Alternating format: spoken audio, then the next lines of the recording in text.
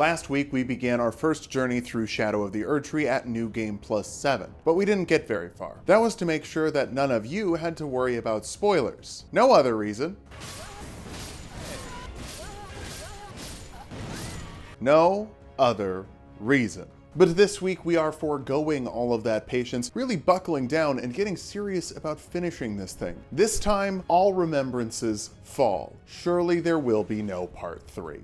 Hey everybody, this video is sponsored by Squarespace. If you want to watch us film part 3 live, we'll be streaming that on Twitch, or maybe it'll just be the next video. Who knows? Don't skip to the end. Join the Patreon to support the channel. It's the best place to do it, and you'll get exclusive videos like Aang, Avatar, going through the base game. That was before the DLC was out. Finally, make sure you like and subscribe. Remember, a part 2 video is a little risky for us, so please smash that like button, and maybe have some fun watching these 2 videos back to back. Speaking of watching videos, I will follow you.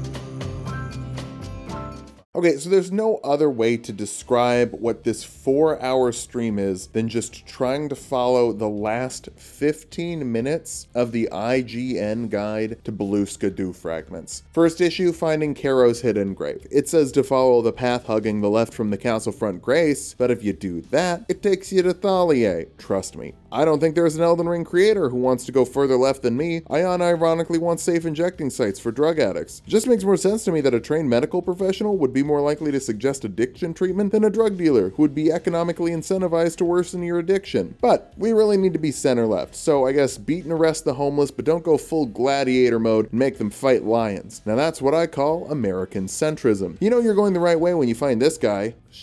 There is life in me yet. Okay. I will soon feast upon your heart. Mark my words, you too shall know fear. That guy yells. We fight an ancient dragon man who's using the dragon maw spells. No comment. Maybe they just seem a little slow and easy to dodge. You just have to hit someone and then they don't get to use it. That's, I guess, all I'd say. Great spell, though. Into a cave. I was almost right. Why does it feel like I should jump, though? Avoid the call to the void.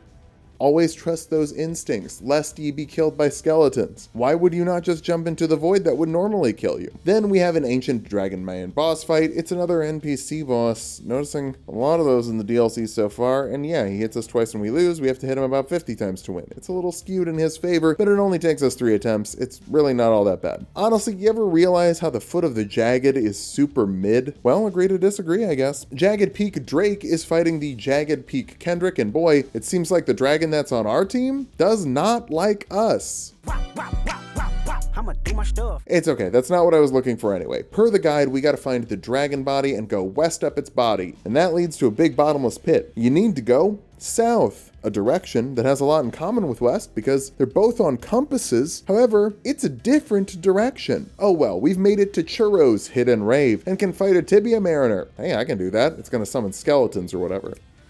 Oh, he can summon royal revenants? Pass.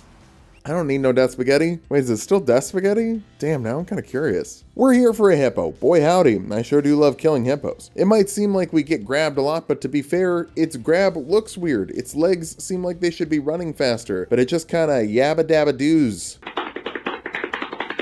Then back to Dragon Peak and just kind of ignore the dragon fight. Wasn't there supposed to be a J. Cole dragon in here? I guess he kind of bailed on it. Probably a good call. Avoiding the tumbling rocks and then get to the Blue Skidoo tree. There's an ancient dragon boss, Sneeze Sex, but that sounds like a great way to get sick. And I can't really afford to take a day off right now, so skip. We'll clean up the overworld bosses eventually, but today I'm grabbing Blue Skidoos, which by the way, thank you commenters for pointing out that it is not actually pronounced Blue Skidoo. Wow, that was definitely how I thought it was really pronounced. You're so helpful. We didn't go far enough through Skadoo Altus to get to the Rao base. I don't need any spirit springs or to fight the red bear for the Blue Skidoo. I'm just pretty cool, so I see stuff and I have to chase it. Didn't realize it would be another NPC boss in here, but once I die and we come back, we just hit him with the Milady. Second try win. Already have 2 bosses done and we're less than an hour into the stream. He is the one. I was supposed to find the little ruins and jump into a hallway to grab the blue skidoo. Platforming, it's the ultimate boss. Now we enter the area of the guide I like to call Draw the Rest of the Owl. Based on this classic art meme, step 1, draw a couple circles. Step 2, draw the rest of the owl. So for an example of that from the IGN guide, they tell you you cannot miss this blue skidoo fragment because it's right before the main boss of the Shadow Keep. Now IGN, can you assume that maybe I don't know where the main boss of the area is? Especially considering that in Shadow Keep, there are debatably 2 main bosses. Can't find that one for now, we'll come back to it later. Once you're inside the church district, jump across the rooftops to reach the sunken chapel, and then jump onto the statue's arm to loot the Erdtree fragment. Okay, did you see the cut? Did you see how there isn't a statue by the place you jumped down on the rafters? Where is the rest of the owl? Our area is no longer flooded, but that's not really a problem. You can do everything in Wet Town that you could do in Dry Town, and you can do everything in Dry Town that you could do in Wet Town. Like fall down a lot. Eventually, I figure out the statue on which I am meant to jump, but I am on the ground floor, meaning that I have to jump around the world one more time, quit out to avoid the Mesmer Priest, and hit the jump. Easy enough. Next seed. From the church district, find the elevator that takes you into the storehouse. Find the elevator is the direction. This is a guide. I'm here because I need help to find the elevator. Also, do you know what this area is freaking chock full of? Elevators.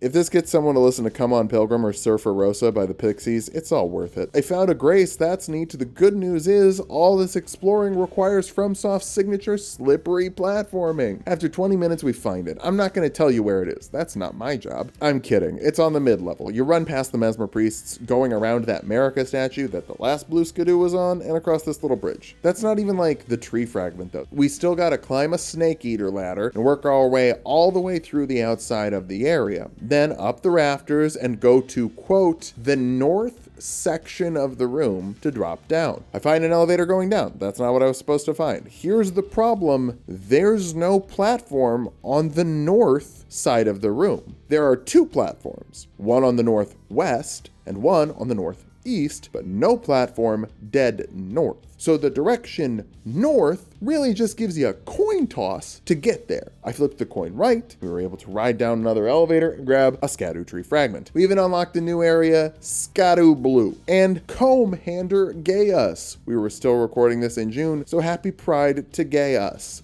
We did not land a hit. Probably not an important or hard boss. It's fine. Next clue on this little treasure hunt we're doing, find the room with the burning boats. Why will you elaborate on that? No, I won't. Okay, well, I remember passing burning boats, but like earlier, not in the flooded area, I think. Apparently somebody looted Moog's corpse after something happened to him. I didn't do anything. 8 times. Miquella is looking to puppet his body as a king consort, and yikes. We get a private letter for Freya and we can read it, but apparently Radahn's body is also missing after something happened to him. We certainly didn't do anything. 8 times. Okay, I remembered where the boats are burning, but I fell down the wrong way, so now I'm fighting a Black Knight until, who cares? Let's just do it again more correct. Or just go find a shortcut back to the Graces, I guess. That works too. Oh, also, someone in chat was saying IGN went downhill because of woke. And like, is woke just anything you don't like? The guide didn't mention that I had to go through a secret wall because woke. IGN was too busy adding a small rainbow flag graphic to their layout, and the guy who made this guide was also the one who had to take the time to put the pride flag up, so the guide got worse. Are your brains made of tapioca? Do you not remember 7.8 Too Much Water 10 years ago? IGN is a massive corporate gaming review site, and it's plagued by the same thing all reviews and guides are: subjectivity. Don't take this section of the video as a reason to go dog on IGN. Some guy had to make this, and probably tried to keep it as succinct as possible, cutting things he thought weren't crucial, and I just disagree about what those are. He's probably a fine person, it's a fine guide. Most of the comments seemed helped by it. Hell, I was helped by it, despite all my whinging. Anyway, fall down the hill, fight more hippo. They call this one the hip-hop-opotamus. His combos are bottomless. There's a second hippo, though this one has a horn, so maybe it's more of a rhinoceros. Turns out 2 hippos at the same time are a bit more than I could handle, which I should have known from that time I went to the Madagascar-themed swingers mixer. Gloria and Moto Moto saw me from across the bar, and they dug my vibe. Anyway, second hippo has hit the lower Skadu Altus. We get another blue Skidoo. Okay, open up a second guide that isn't from IGN, and it's not that hard to find Mesmer. I missed a big lever that rotates the statues hanging from the ceiling, and that's neat. Then the blue Skidoo is impossible to miss. Mesmer's cutscene is just like, that's good stuff. First, there's a little snake that says hi, but then Messi prepares his 18 inches for you because dude has some mommy issues. Well, get ready to have more because we're going to... Ow. Okay, I wanted to lock onto him, but that didn't seem like... Oh! Well, oh.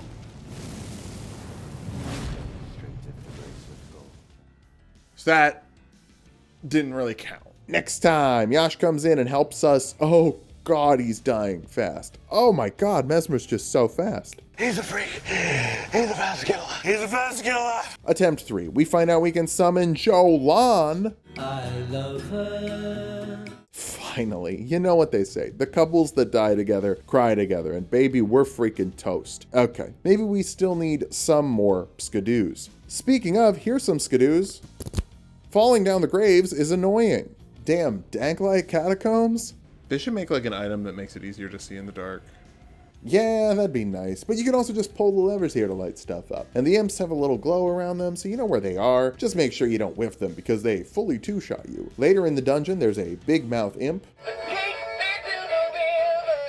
Finally make it to the bottom and we're fighting Jory the Elder, I hardly know her, Inquisitor, I hardly know her. This Deacon of the Deep is in his summoning era, and I would honestly love another go at this boss fight with some big honky smack stick. I'm one of those few people who think that Deacons is a fun boss fight in Dark Souls 3, but we can't do it a second time because we got the first try win. And that was even a named boss. Maybe things are finally turning around. Time for a scary swamp. I know that it's scary because the game keeps leaving notes saying it's scary. Torrent is so scared they won't ride into the swamp. I'm so fucking scared right now. You shut up. But honestly, I don't get it. We just have to walk more. Ooh, cardio. I'm so scared. Definitely didn't know anything about that from every fight against Placidusax, Valiant Gargoyles, Rykard, and the Elden Beast. And yes, I do know that you can now ride Torrent in the Elden Beast. Some spooky dude drops the Frenzy hand so we can throw hands if we want, but like, unless Frenzy has started to do more damage to enemies that can't be afflicted by it, I don't care. Frenzy Flame Perfume Bottle. Great, because I didn't already lose my mind when people said, the perfume bottle is actually good if you use the poop stomper reservoir.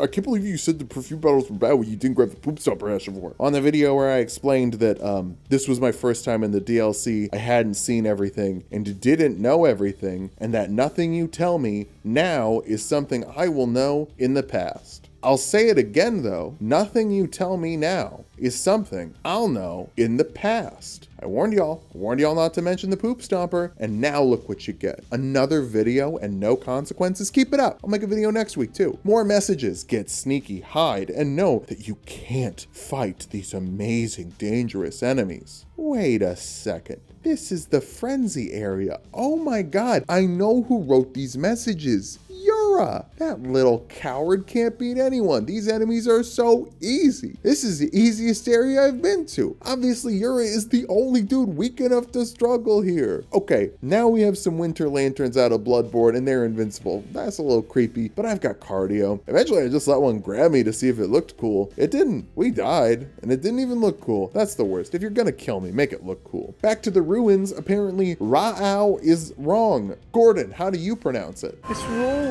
Find the Spirit Spring, hop to it and through it, and ignore the new Crucible Knight with the big hammer, even though, oh, it could be pretty cool. Next one is up a Spirit Spring past some Spider Scorpions and the Spider Scorpion Ashes. The ashes named Spider Scorpion. Duh, who wants to tell Phil they're not spiders, they're scorpions? Well, who wants to tell you? Go outside, nerd. Get out. Go. Find another Wicker Man, skip another Wicker Man, then find the last blue Skidoo fragment we can find that the IGN guy said was in a pot man, and it's just on the ground. Whatever. Now there's only one thing we can do. Beat Commander Gay, us. I do so much better my second try, because remember my first try, I didn't land a hit. This time, I landed like 3.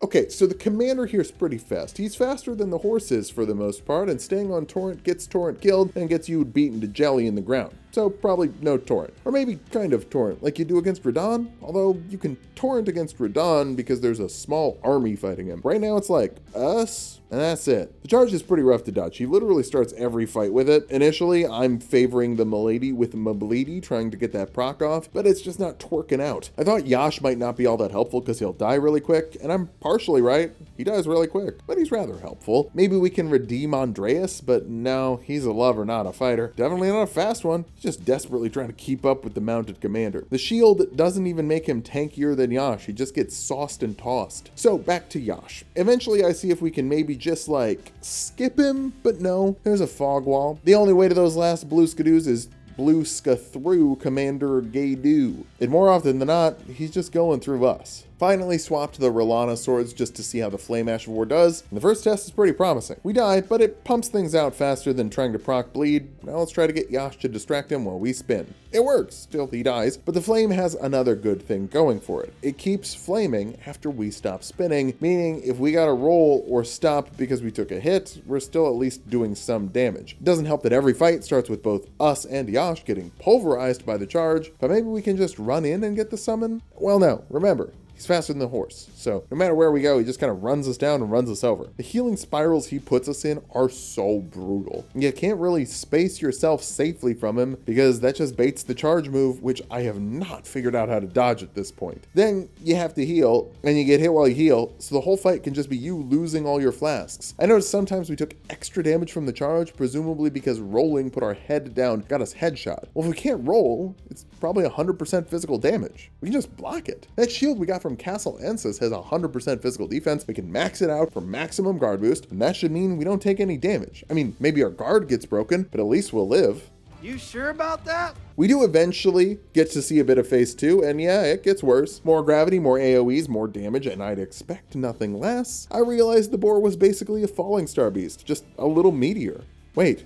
Falling star beasts are already meteors. But if you want your online following to get a little meteor, why don't you check out today's sponsor, Squarespace. That's right, gamers, this video is brought to you by Squarespace. Trying to beat these bosses is really hard, but designing your website shouldn't be. Maybe you think, oh, well, I don't have some fancy pants graphic design degree. I don't have art theory down. That's what Squarespace Blueprint is for. You see, with Squarespace Blueprint, you start with a professionally designed template, then follow their fantastic advice to make sure you're getting something that looks good while still being unique to your style and choices. All of that gets your website up and running and looking nice as fast as possible, and then the Squarespace SEO tools, search engine optimization, for those who don't like acronyms, make sure that your website is finding its customers. What's the point of looking this good if nobody's coming to look? And also, you know, for your website too. Shadow of the Erdtree added a brand new type of currency to Elden Ring, and boy, I sure love it when payments are complicated. I don't. That's why I love how easy Squarespace makes it for your customers to pay you. Whether you're using credit cards, PayPal, Apple Pay, or paying later with ClearPay or Afterpay.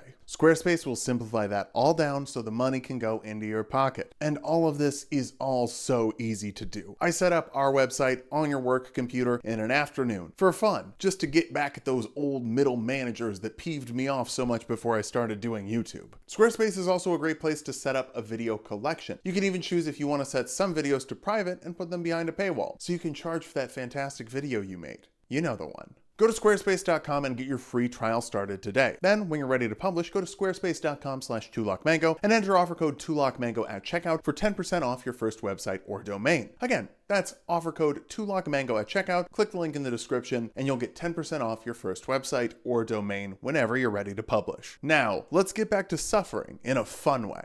We gotta get things ready for the big day, big day. We gotta get things ready for the special. Okay, so we're going to use the Maka 91 guide to Revered Spirit Ashes. He's not IGN, and he does a great job. These are so much easier to follow. If you need a guide, use these guides. Don't worry, we're not going to be spending quite as long following this guide, partially because Maka does a better job, but also because we're just at the end of maxing out all of the stuff we can max out, and spoiler alert, the DLC feels much more balanced once you have all your upgrades in order. I get a little annoyed running through the Frenzy Swamp because I don't like stealth sections in any game. I dislike the entire games because they're stealth action, but sometimes there are not stealth games that add stealth sections and just like, oh, like in the Arkham games, the parts where you're like, hey, bullets kill you really hard. Hope you like watching guards walk past you slowly. Or Last of Us, how they're like, ooh, loving these emotional beats of the story. You know what would help that story rhythm? Crawl around in a bush and wait for a zombie to walk past you slowly. And in every single one of these games, the same thing happens every time. Eventually, I make one little misstep, and then... Now all of China knows you're here. Cowabunga time. In some games, cowabunga means run. In some games, it means kill everyone. But in Elden Ring, it just means quit. Just quit the game. The enemies will be gone. Riveting. It's probably just because I'm a big old bear of a man in real life and have never been able to subtly move through the world. We made it to Midra's Manse, and oh my god, they admit it. It's mid. There's a diary fragment and like, ugh, that's another video game pet peeve. Scientist log diary fragments or codex entries. I guess sometimes you have more lore than you were able to fit into the story of the game, but that's something FromSoft usually nails so hard. Everything is so purposeful, and then the context is provided if you care to dive into item descriptions. But this is the first time I've seen FromSoft put lore in the diary pages. My god, everything in this house is falling to the chaos god. Oh no, I'll journal and start writing things down. What do you mean? Hope you have your rusty quill ready.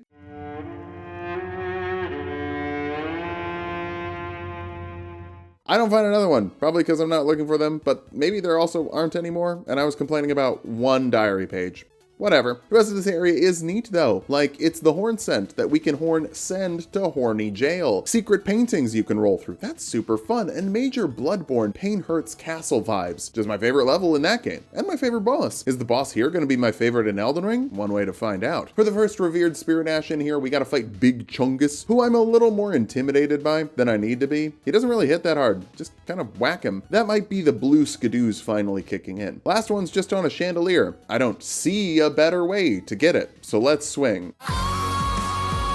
That's the last of the upgrades we can get until Gaius is in the ground, and I'll say, Yash is living a lot longer here at +8 than he was at +6. We're getting to phase 2 more consistently, figuring out windows to punish. They're tight windows, for sure, but they are there. His stance also has to be absurd because I'm just now realizing, watching the footage back, we never get a stance break. Not once. After a few attempts, I realize we can summon Yash, then step to the right to make sure he's charging us and not our littlest lad. His phase 2 transition dive isn't all that bad. Actually, I think a lot of his phase 2 moves are easier to punish than the phase 1 moves. Don't tell Miyazaki I said that. Some runs go better than others. Sometimes we have to start by running away right at the start of the fight because the spirit bell can't get it up. The biggest thing is we're just living longer in the fight. Maybe we're not winning, but if you're dying slower, you get more practice dodging the moves. So yeah, if you're struggling with the DLC, look up a guide, get the blue skidoos. Everything is balanced for that. I'm not really sure if I'm in favor of or against that. Still haven't done a normal run. Don't really know how to feel about any of this. Other than like, I think it's rad. I will say, yes, NG+7 does affect Shadow of the Erdtree. Bunch of people seem to think that it doesn't. It 100% does. I'll also say the people on the other side saying, I actually beat the game in New Game +7 with bare fists and none of the bosses were that hard, are just as bad as the review bombers. Because like if none of these bosses are hard, like dog, what's hard? Interacting with another person face to face?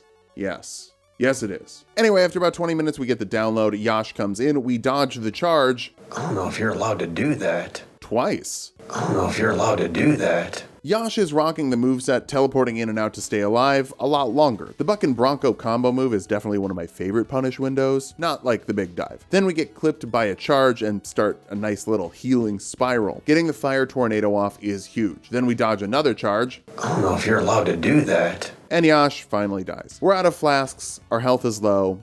Fudge it. Activate tornado. The extra damage from Yash's corpse pulls us through. Let's go! Wasn't even close.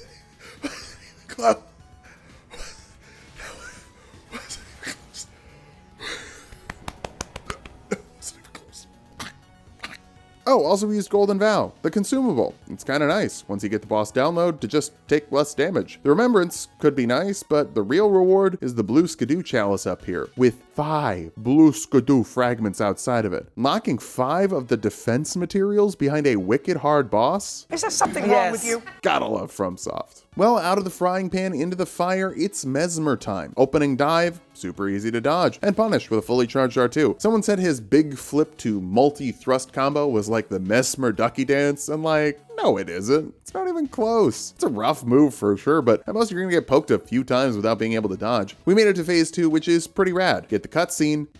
Mesmer, what are you doing with your fingers?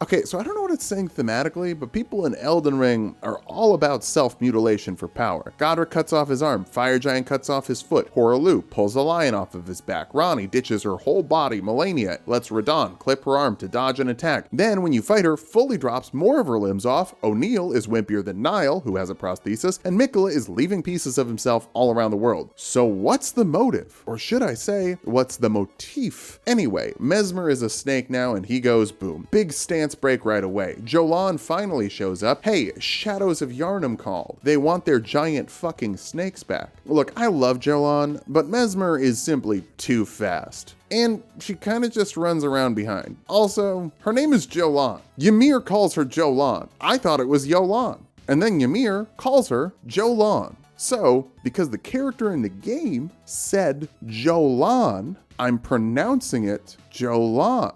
Does that make sense? Because of the words, because of how I heard it with my ears. That's basically our second serious attempt. Honestly, the worst part of this fight is the goddamn menu for summoning. It starts on no, which makes your hand move it over to yes, and that is a problem, either letting Mesmer turn Yash into a demi-human kebab, or impale you with his 18 inches. There are some perks to summoning Jolan in here, mainly that it doesn't give Mesmer extra health, but I think because she's not summoned outside, that also means we can't see her health, and I don't know how alive or dead she is. Other great things about her, I love her, but other great things about her, she has bleed and will help us stack bleed against him as well. I don't know why America's fire-obsessed children have so much hemophilia going on, but I'll take it. The phase transition snake is also super easy to punish, and we're generally pretty close to a stance break around when phase 2 starts, but the big snake explosion move is actually kinda hard to dodge. Still wouldn't put it on Ducky Dance level. Really, I would just say Mesmer isn't the Malenia of the DLC. He's more like the Malekith? Hard for sure, mandatory to get to the end, but like, definitely pretty doable. I'm sure even Blue Skidoo Avatar is pretty doable. I just haven't tried since we leveled up our Blue Skidoo blessings. I'm starting to get a little more confident, so let's hit Golden Vow before we Golden Plow. That's what all the runners do anyway. Phil, why don't you hit Golden Vow before every boss fight? Because it's out of the way and I don't want to get it. Same reason I probably won't go farming crafting materials for these. Honestly, it's not totally different than Rolana. Just wait for the aggro to be put on someone else, then hit the dash combo to get in. Oh, also like Rolana, manage your greed. 1 or 2 hits, that's the punish. His aggro seems way more tuned to us. If I tickle him with 1 hit, he's on us for 30 seconds. But if Yash does a full Waffle House combo, he's still not sure if he wants to fight him. Sometimes we cheat on Jolan with Horn Scent just because it's easier to summon him, but cheating with Jolan, I think the song makes it clear it's the other way around. He also has bleed, fine option, but I don't love him. And the next attempt, she kills Mesmer. We run in and struggle to summon.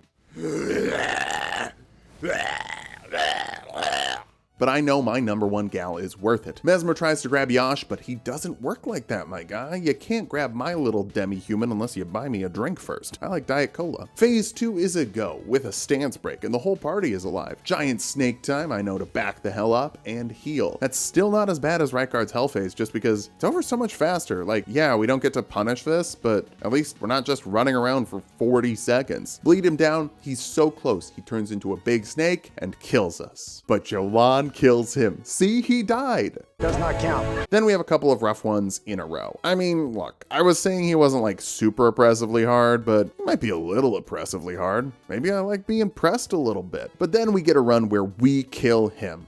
Here it is. Avoid the explosion and get some hits. Then summon or whiff it and walk back to summon. Works great. Jolan is hitting her Ducky Dance Jr. Then we get hit with Mesmer's piercing attack that's so much worse. We took a chip of damage. Phase 2 starts off perfect. Get a stance break. Get a bleed crit. And we've only got 20% left. Avoid the giant fire snakes. Let Jolan take the aggro. Then duck under the small snakes. It's just a few more hits left and we finish at the same time. I'm impaled by Mesmer's 18 inches, and he's leaking the juices from my lighter implement. But Jeff? Does not count. Okay, some more rough ones, and then I promise no more debating. This is the one. Avoid the explosion. Let Yash take the aggro while we call up Jolan. Take a lot more damage from his thrust combo this time, but it's still not deadly. There's just enough time where you can easily dodge the final thrust. If you're dying to this, it's because you need Skidoo tree levels. Phase 2 combo, stance break. Yash dies to the super snakes, and we take a few hits too, but then just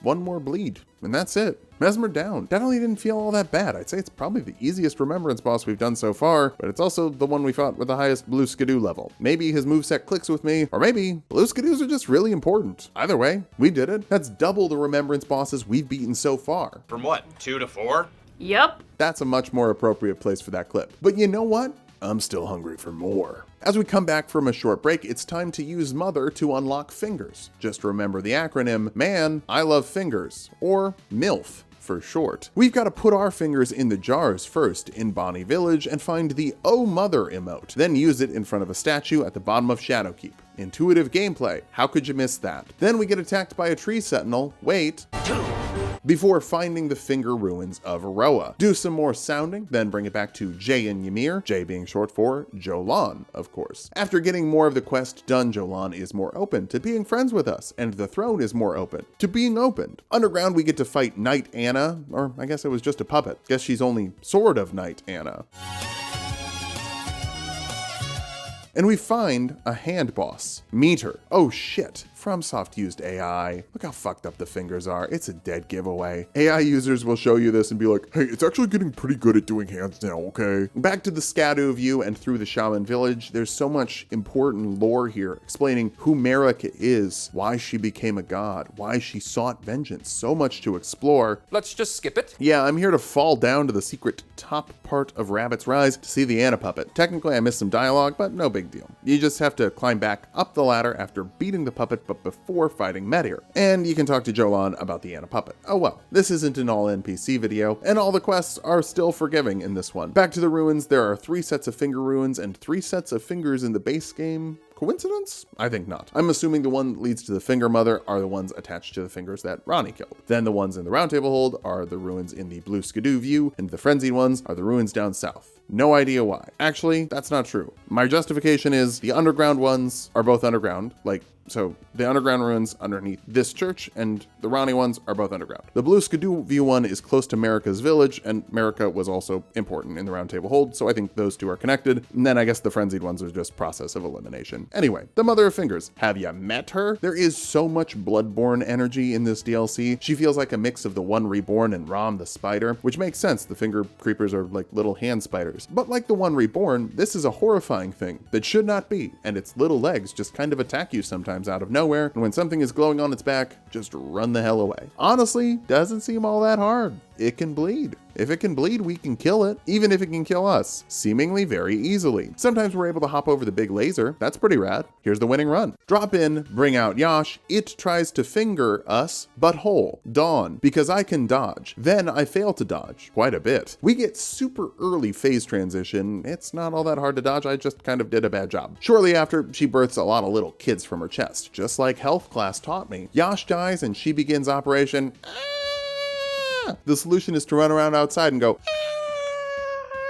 just a few more hits for the bleed, and that's some high quality matricide. But there is more mattresses to side as we return to the church and get invaded by Jolan. I know what I have to do, but I don't know if I have the strength to do it. Just kidding. We can dance with our wife. Wings dance. Get high, then thrust down from the top. It might get a little messy, but that's half the fun. Then Ymir comes out of nowhere and he wants to be a mother. Ymir, there's still time. Well, not lots of time. Trans rights, of course, but also, talk shit, get hit. Elden Ring isn't transphobic because there are trans bosses. Elden Ring is a celebration of how rad bosses can be. Like, we like bosses of this game. Fighting them is a great honor. That said, the fight with Ymir is not very honorable. I just kind of push him in a corner and bleed him to death. Maybe stop making NPC bosses, please. No, I don't think I will. Good news, Jolan is alive, and we can give her an item that lets her come with us for the rest of the journey. I'll just kind of yada yada yada the dialogue. I'm sure it says, Tarnished, I love you. I'd love to be your pal, since you showed me how good you can fight. Back to Rabbit's Rise, we can grab the Anna Dolly and combine it with Jolan. Dolly and Jolan, music to my ears.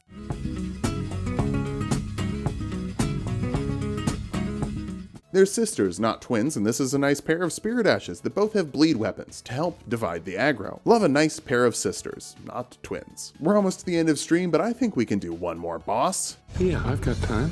It's time for Romina, Saint of the Bud. She's kind of human. Kind of centipede. Oh, and she explodes rot everywhere every time she attacks. Let's check in with the designer of this boss. Mr. Miyazaki, why would you make something like Romina? I don't like human beings. I kid. This is a pretty cool boss design. I just wanted to get a human centipede clip in there, and preferably not one with the point of the movie happening in it, because gross. It's not that hard of a fight. It's pretty fun. Easy to dive under most of her halberd swings. I guess I'm a little confused on how the phase transition attack works. Like a couple of times there's a giant explosion that fully messes us up, and sometimes there's just nothing. Sadly, we don't fight her enough times to find out. I thought maybe we could try swapping in the stance pressure tier just to get a break off before Jolan and Dolly are dead. Now, it seems like Jolan won't get a bleed proc, but the Dolly would. Jolene, Jolene, Jolene, Jolene. You can also summon Dryleaf Dane of the Good Kush, but he's just giving her more health, and this kind of seems fine without him. Romina probably feels closest to a base game Remembrance boss of the Remembrance bosses I've fought in the DLC. Probably put her on the level of like Astel. Nothing nuts, a little tricksy though. Something I'm noticing, none of these bosses are running away like Astel and make you chase them. Every single one of them wants to get in the paint with you. Makes sense that Romina would get in close. She's got all of those legs to run in. Who doesn't love a nice pair of legs? Or 50. Here's the best run we got that day, no guarantee we win. Run in and bleed her, basically instantly. Getting Jolan and Dolly was such a great move. We get a stance break, but do we crit? No, we get nothing. This is one of those times that the phase transition does nothing to us. Lovely. I like her rollout a lot, unironically. It'll hit like once and then she stops. That's what rollouts should do. Our Spirit Ashes die, but she's super close to going down, and we have 10 flasks left? Oh my god. Her attacks also leave you enough time to heal in between, so just wait it out until we get the bleed. Easy win. That's 4 remembrances today. Perhaps even more importantly, we set the tree on fire at the end and teleport to a ancient floating ruins area. If I had a nickel for every time I burned down a tree in Elden Ring and got teleported to a bunch of weird floating ruins, I'd have 2 nickels, which isn't a lot, but it's weird that it happened twice. Enia Ilum is the final area of the game, which means that we can finally unlock all the blue skidoos and revered spirit ashes. It also means... Oh, somebody kill me, please! Just kidding, there's another Maka guide. I can't believe today was a good day. Well, at least we're setting realistic goals. What time is it? It's time to get Enia Ilum. Avoid the horny boy and go right up the stairs to the first grace, which is not the first grace mentioned by Maka. That's so IGN of you. It looks like we unlocked that door back to Bella Root that we unlocked after beating the dancing lion. For more on that, over to our correspondent Donkey Kong. Okay. Like, you get teleported after you beat the boss that you need to beat to open the thorns, so what's the point of the door? Whatever. There's tree branches, and I know that that thing over there is for sure a Skadu tree. Nope. It's just Spira. But there is a revered spirit ash for those nearby who don't love Final Fantasy X. You freaks. Run past some more horny boys and we find the actual second grace that Maka said is the first grace, which also has our first blue skidoo of the area. The next one has a creative path. Lots of running on rooftops and questionable jumps into different areas of rubble. Basically, this is Swag Jump City. They should have said the poet. Now this jump here is a little tricky into the window, but after all those jumps are swagged, you know we nail it. Then get another blue skidoo, further up the rooftops, another blue skidoo, and whoops, ran too far up the rooftops, back down for another Spirit Ash revered. Uh-oh, this horny boy has frostbite. Skip, unlock the little elevator shortcut, then this horny boy has wind. Skip. And that is our final blue skidoo fragment. We are maxed up, fully cheeked out on a Sunday. For our last revered spirit ash, we gotta fight another large lad. Not even hard. Just combo them up and oh no, we don't have enough spirit ashes to level up. We're missing one piece. Come aboard and bring along all your hopes and dreams. So now we just follow the rest of the guide and have to figure out which one we missed at some point. It was this one, and now we have it, so we can cowabunga to warp out faster. It's not like our runes matter anyways. First on my to-do list, Flowey Undertale. You know, if we just killed every other enemy in the game, he'd die in one hit. Oh well. Run in and introduce him to our 2 favorite ladies. I don't think he can bleed though, so maybe Yoshi would have been better. Oh well. Phase 1 down. Crit the head, so it starts phase 2 with less health. Turns out blue skidoos make the damage way less intense, but it's still pretty intense. Honestly, maxing everything out kinda just makes these bosses hit slightly harder than the base game bosses. Downside of NPC spirit summons, they can get grabbed, and then you just have to like watch them die. Bummer. We don't get it on the first try, but surely with all our new skills, we can beat this 2-phase boss. Unless I get grabbed. Hey, it's been like 4 days since I fought the boss, okay? Timing has to come back. Seriously,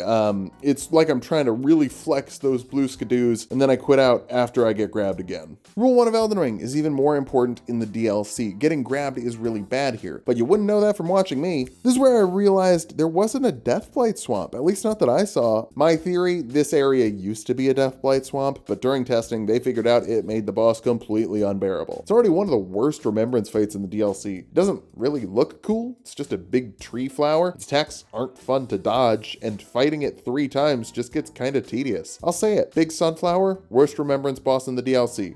Down here, salt is a way of life.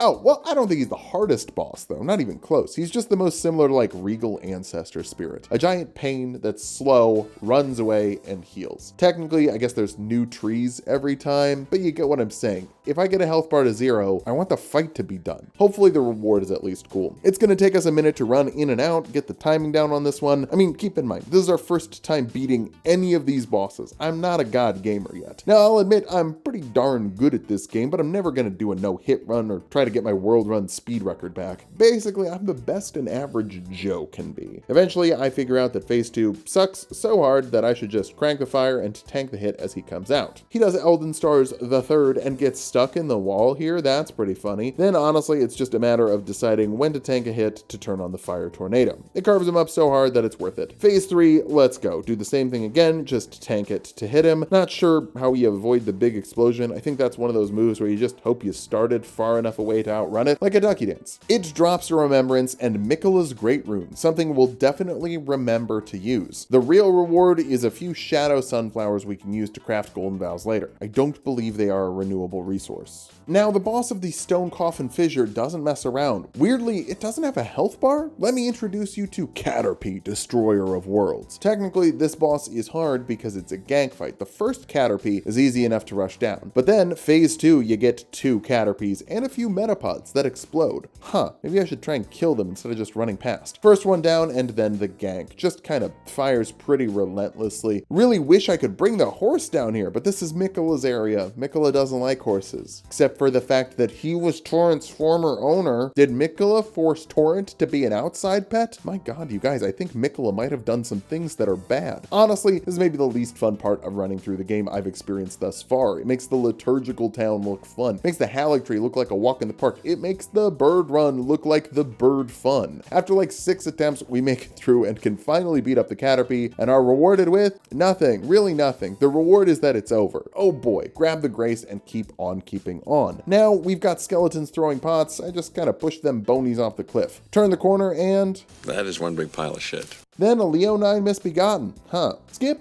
Our big brain skipping makes it fall off the cliff, and it drops the multi-layered Rings of Light, a spell I'll also be skipping. I just don't like casting. Final grace, a ghost wants to jump off a cliff. Well... hi, I'm Johnny Knoxville. Welcome to Jackass. I'm gonna be honest, I thought I'd die doing this. I thought we went the wrong way from the grace, and the best way back was to Cowabunga. Boy, don't I look foolish doing the right thing. We've got to fight this knight entering manhood, the pubescent knight. Oh, sorry, putrescent. That makes more sense. Remember Orphan of Kos? Well, it got adopted by a horse. Sometimes the only family you need is a horse, and the placenta that's stuck to your hand. His opening combo with the horse seems frankly unbeatable the first time I'm in the fight, but after some practice, it's fine. I also notice he has Frostbite, so I'll try the fire, keeping the Pokemon matchups in mind. Or I just fire Tornado right away on every single boss because it's a really good way to do damage. One of those two. Doesn't seem like the girlies can get him to bleed. That's kind of a bummer. Also, it seems like he's a little bit invincible during the phase transition, despite being goo. When the goo rises rises up around him, that goo does not become part of him. But Streamfield still wanted to try a run with the Bloody Milady. Mixing with My Ladies, that's a recipe for bleeding any red-blooded man. Now I'm very confident he can't bleed, so believe it or not, the fight with the bleed weapon wasn't gonna win. That's back to the Rolana swords. Even zoomed out, that phase transition is really rough to dodge. The magic swords are also kind of struggling, and I think I know why. Probably got really high magic resistance. Let's try those lightning axes we got, even if I don't love the R1s. It's a power stanced axe moveset, and that's just gonna put 2 attacks on 1 input. It feels kind of clumsy and makes it harder to work out the timing, but that's fine. We're mostly gonna be spamming the Ash of War. The damage does seem better, probably helps that the whole fight is on water, but I really just can't get over the moveset. I don't like it. I was almost going to use spells, but then I remembered we have Remembrances, and from the Sunflower, we can grab a big Sunflower Colossal Hammer. Rot Remembrance gets us the Rot Halberd. I'll save that for later, but for now, I am loving this flower. The Ash of War is just a big bonk. Let's see if the knight is weak to holy. 2,000 damage in 1 hit.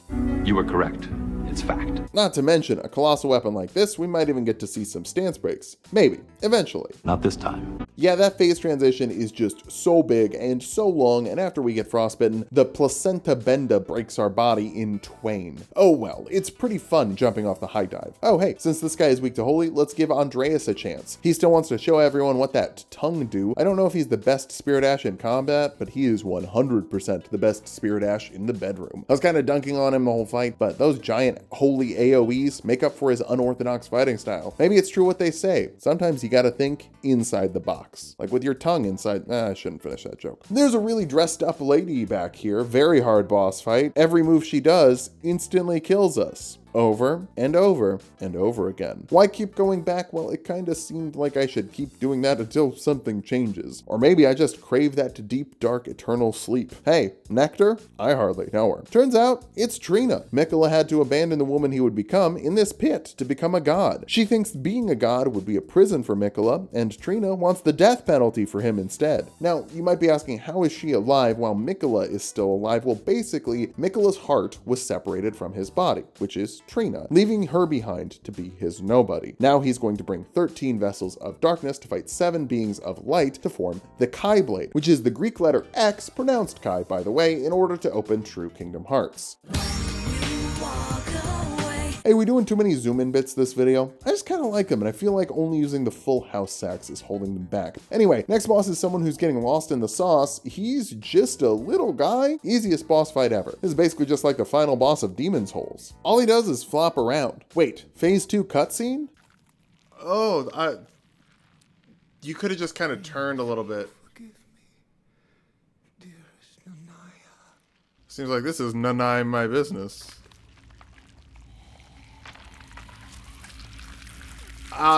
It's kind of stuck. Oh! Ew!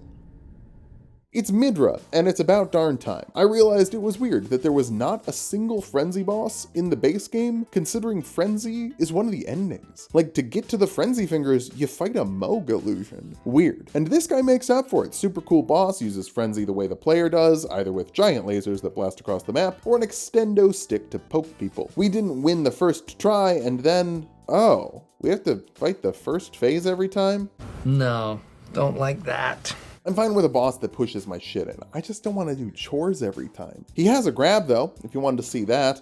Bringing in the ladies this time, it becomes abundantly clear that he bleeds pretty fast, but also we die pretty fast. Now here's something you're not going to see any other creator do. Die to phase 1 Midra. Yeah, I was trying to hit him with the slow Ash of War because I thought it'd be funny, and he can kill you if you don't hit him. Back at it again, it seems like it's not really working to use the big flower, so let's swap to Milady. Do the chores and then die super fast again. Even with maxed out blue skidoos, dude is still 3-shotting us and has those fun Morgott style delayed hitboxes that take a few attempts to figure out the timing of. Also, the big sun attack he does before powering up for phase 3, that's a 1-shot if we don't dodge it. Technically a 2-shot, but the first hit stuns you into the second. I consider that a 1-shot. All 3 of us put our bleed procs together and basically just try to burst him down before he can kill me. The best defense is a good offense, you know? Some defense probably wouldn't hurt though. I'm sure there's a fire great shield talisman like the spell one we found before Rolana Fauna? Yeah, I just looked it up. It's in Fort Reprimand? Weird. There's not a fire boss there. I would have guessed it's either in the Shadow Keep or here. Oh well. I keep getting closer and closer, eventually figuring out you can bleed him in the phase transition, and then he just doesn't power up. Usually that just means the bosses still get the upgrade, like the Godskins or Horalu going into the Super Stomp phase. You know what really stinks though? I like this fight. If it wasn't for the chore of beating up a harmless old man, Midra would be one of my favorite boss fights in the DLC. But that extra chore is so annoying every time. Oh, also, just realized this probably won't be as fun on future playthroughs because I am never gonna have 60 mind again, which is what gives you madness resistance. Anyway, about 30 minutes in, we figure it out. Bring in the gals, then run in and trade a little. Keeping pressure up is important, but more crucial is just stacking bleed as much as we can. 2 helpers stacking it to stack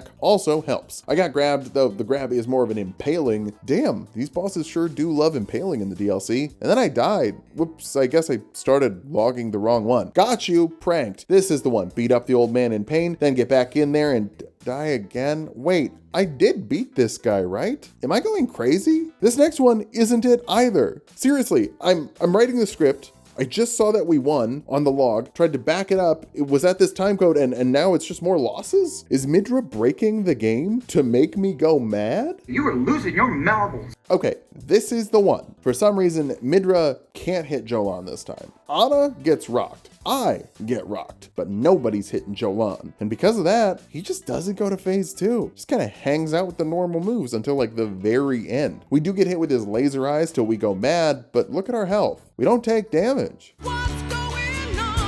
Now his aggro is super trained on us, and I'm just waiting on Jolan to get in there and get one more hit. Come on. Jolan! Jolan! Jolan! Jolan! I'm begging of you, please just hit the boss.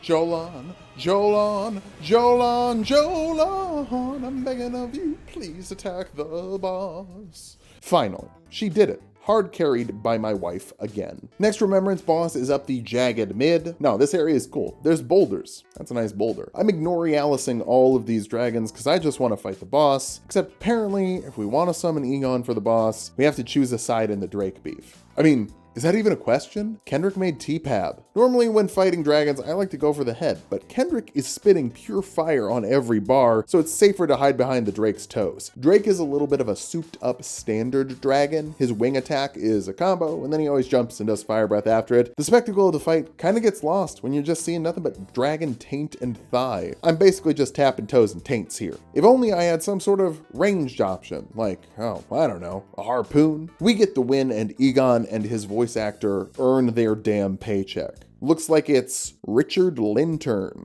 Great work, Richard. This is where I realized something. Is Bale a Remembrance boss? Well, that just means this boss fight is technically not a part of our normal All Remembrances category. An arbitrary category that became the standard because that's what creators decided to do when the game first came out. I wasn't a creator when the game first came out, so I didn't really get to weigh in on that. I often imagine what kind of a world we would have if people decided to do all Great Runes as the category instead of All Remembrances. Like we'd get to skip Astel and Fortisax. Welcome to heaven, motherfuckers. Basically, this boss fight better be pretty rad if it wants me to say that it deserves to be in the quote-unquote standard runs. Strong start, dude drops down, and it's pretty cool. No horse for this fight. Huh, jotting that down. Looks like he's missing a foot. What the hell? I thought he was supposed to be 401 feet long. And his leg is gone too. We died summoning Egon. Oh well. Next attempt, we start closer to the door. Should be easier to summon. Come on in, buddy. And alright, now remember, this is an NPC for an optional quest line, not even close to a main character. Just have fun with your voiceover take. No need to go too hard.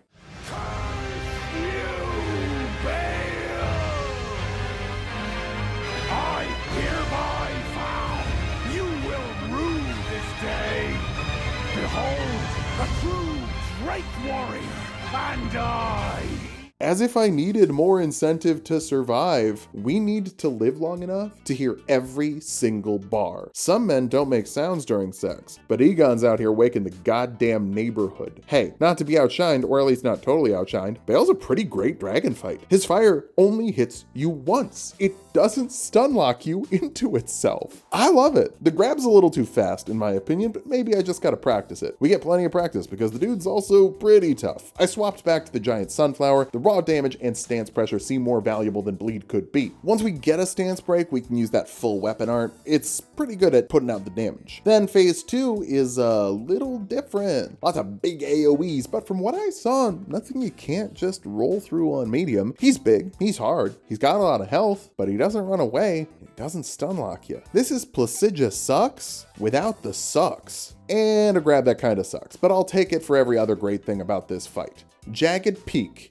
Indeed. If I don't like anything about this fight, it's summoning Egon. How dare you? Specifically the action of summoning him. Like summoning Jolan for Mesmer, the summon sign is inside the arena, which makes you move your cursor over to yes for the summon, which is annoying. Everything else though is pretty sick. I like that he has a get off me button where he breath attacks his crotch, but you can back away pretty easily as long as you're not being too greedy. The AoEs are dodgeable, but not like super easy to dodge. It's a fun challenge against a larger than life enemy. The grab is too fast. Overall, this is just a fantastic fight. Egon, the arena, the boss design, the phase transition, the damage, the health. Whew. I really like it. Eventually we mix it up and try maxing out the Rod Halberd. Rod is really good and percentile damage is great against bosses who have a lot of health. It also can do pierce damage. Dragons are generally pretty weak against that shit, but this thing doesn't seem to be putting the Rod on all that fast. Or Bale has just been drinking his orange juice and has plenty of vitamin C. Based on something that comes later, I think this is just kind of bad at putting Rod on, or Milady is really good at putting bleed on. New Game Plus also drastically raises resistances, and yes, oh my god, New Game Plus cycles affect the DLC. So since this status ain't working, it's time to hit him with the allergies. Sunflora, I choose you. Stance pressure was always my favorite status anyway. I'm very okay with the boss taking a lot of attempts. It's just such a cool place to hang out. Eventually though, all good things must end. Sorry to Egon, I'm sure you love the hunt more than life itself. We summon him, run in, and get hit by the breath. Dodge the grab by getting tackled instead. This time I'm going for the head instead of the legs. I think it's a better option. Obviously more damage, but it also lets you avoid that crotch breath better. Stance break, I don't go for the crit. Instead, slamming the weapon art down on that extra sensitive bad dragon head. You know what, actually? This isn't a bad dragon. This is the rare good dragon.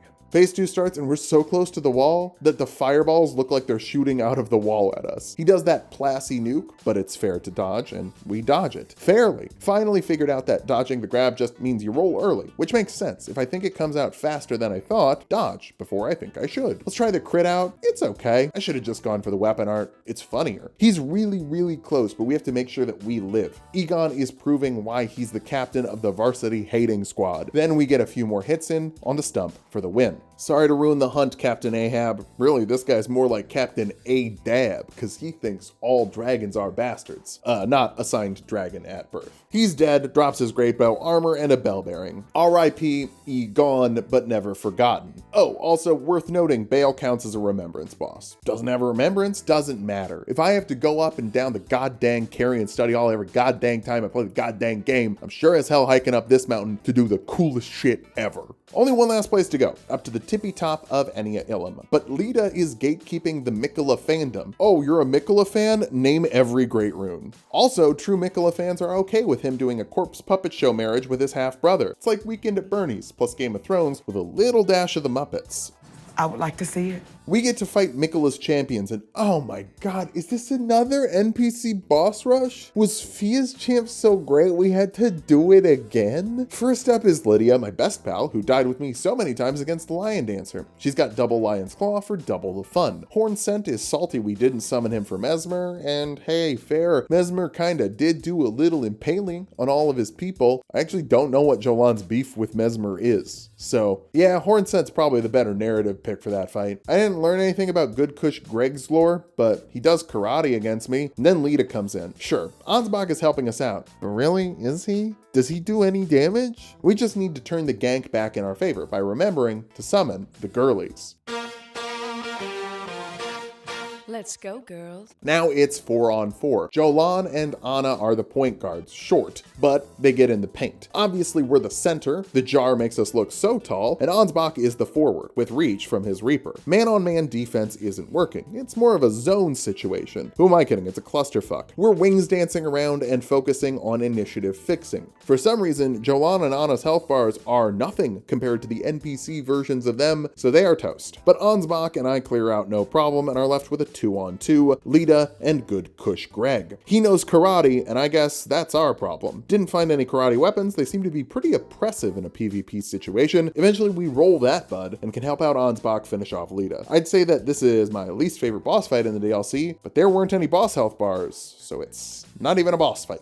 Loot everyone. Hey, we have a karate weapon, just in time to not use it. Freya's greatsword has spinning slash, something she doesn't even use. Honestly, just kind of wish this section was scrapped. Pretty annoying. I know who's in the final boss room. Miquella calls him the champion of the festival, and I remember things a little bit differently. I was the champion of the festival. Radahn dives in, and I'm gonna use this halberd to hit him with that old Millennia special. Only one problem. Radahn has hands. Leonard isn't here. Why is he faster without a horse? I guess it makes sense when you realize he was using gravity to help the horse move. Now he's using it to help himself move. Ansbach is Ans back to help us out again and reveals that Miquella put his brother's whole into his other brother's body. That's because Radahn was seen as the most kind man by Miquella and Mohg was seen as the most evil. Basically, Radahn is a being of pure light and Mohg is a being of pure darkness. When combined, they form the X-Blade, X being the Greek symbol for Kai, and open the door to true Kingdom Hearts, the Heart of Worlds. We actually get to phase 2 pretty fast, and I'm sorry, is Miquella not walking out of the goddamn door to light? Also, the jar helmet kind of messes up the cutscene in a very funny way. I do think that there's some inspiration from Kingdom Hearts. Maybe it's a Boss Baby viewer seeing his second movie saying, boy, getting a lot of Boss Baby vibes from this. But like Dark Souls 2 had a Keyblade, so I don't know. It seems like maybe there's like a little Kingdom Hearts inspiration here. Now we get taken to Pound Town by one brother who's a goddamn beast carrying giant swords, and another brother who's a twink cleric riding piggyback. Hey, I've seen this one. This is a classic. Wait, Leonard can't be here because in phase 2, Radahn is the horse. It all makes sense now. We die again, head back in, and dude, where's my rot? Is Radahn no longer down with the sickness? Or is this just an NG+7 thing? It's just not sticking on. So I guess we gotta dump it. Does seem like Ansbach and the girlies are bleeding him relatively fast when they aren't getting their shit rocked into next week. Also, Radahn has the Godfrey stomp, which is really cool, because he's a huge Godfrey fanboy. So back to Milady. And the bleed sure does be bleeding. There's only one health bar this fight, so we just need a couple healthy bleeds off to get the win, while surviving everything. Like, when I say everything, I mean everything. Dude is Radahn, Mohg, and Godfrey put together, and that's just in phase 1. In phase 2, he has laser spam from the Elden Beast. Not that we're getting into phase 2, like, ever. Seriously, we've had other bosses be called the Millennia of the DLC, and this dude is giving her a run for her money. Although, I don't know. I still think with practice, this seems a lot more manageable than a ducky dance. Except the meteors. I don't know how to dodge the meteors. And they're multi-hit, which is kind of an issue for the Ritual Shield Talisman. So many times we literally just walk in and get washed instantly. I guess we gotta try something else. Let's go find something else to try. Back at the Graveside Path, we head up to Prospect Town and start bashing up the Misbegotten. Feels mean. Neither of these two on the lower level drop what we need, so let's head around to the side. And no luck from these four either. Fighting my way up to the top requires a bit of a tricky jump, but we land it first try and find a bunch of demi-humans. Let's go, girls. With our powers combined, we get the Blood Fiend Arm, a colossal weapon that has twice as much bleed as Milady. More importantly though, more than twice as much stance pressure. Since we're not getting many hits off against Radahn anyway, we might as well be getting bigger hits off, and maybe get him down on a knee for a second for the squad to stack some bleed procs. Works fine in theory, but in practice, it's another beast. Because Radahn is just a beast. Phase 2, we get grabbed and it doesn't do damage. Weird. Apparently, if you get grabbed twice though, it's an insta-kill. Hey Donkey Kong, how do you feel about a grab that takes 2 grabs to kill you in this DLC? Okay. Yeah, like Bale's grab one-shots us. If anything, the Miquella grab is nice. Apparently that's the only thing Miquella's Great Rune does, and I'm sorry, it's just pathetic. There's only one new Great Rune too? Nothing for Mesmer? I guess that makes sense since Marika is kind of pretending he doesn't exist. Probably wasn't asking Kale to deliver him Christmas presents. But of course, with the window winding down, you know, this one has got to be the run. You check the time code. This is it. Here's our final run against Radahn. Summon right in his face and try our best to dodge the meteors. It doesn't work. He does the spin attack that basically just destroys half of our girl's HP. Lovely. But we come together for a first bleed proc before distracting him and getting him all turned around. Avoid the big gravity suck, but his Lion's Claw finishes off the girls. Oh, also love that he has Lion's Claw now. Then we take a few more hits and die. Wait, what? Where's the finale? Well, unfortunately, we ran out of time. Maybe. Kind of. We ran out of non-crunch time. I could have pulled another 10.5-hour stream day, walling off against Radahn, told Corey he's just got to edit this through the middle of the night to make sure that it's ready to go, and burn out a little more on a game for both of us. Or we just take our time. Next episode won't just be Radahn. We'll explore all the dungeons we skipped, tangle with the field bosses we ran past, and even bring down all the Wicker Men. Maybe not the last one. But there's still so much DLC left for me to go through, and frankly, I don't want to rush it. I'm still having fun with it. Putting the capitalism gun to my head and forcing myself to fight Radahn is a guaranteed way to make me hate that fight. Taking the extra time to do it comfortably ensures a better final video for all of us. Sorry about another anticlimactic ending, but this is part of our new direction. And I want that new direction to keep growing. When victory finally comes, and it will, I want it to feel good. Delaying the satisfaction doesn't make it any less satisfying. Trust me, when it comes, you're gonna be glad we waited. What, you want a work computer joke? Come back next week. I'm gonna make you sickos wait for it.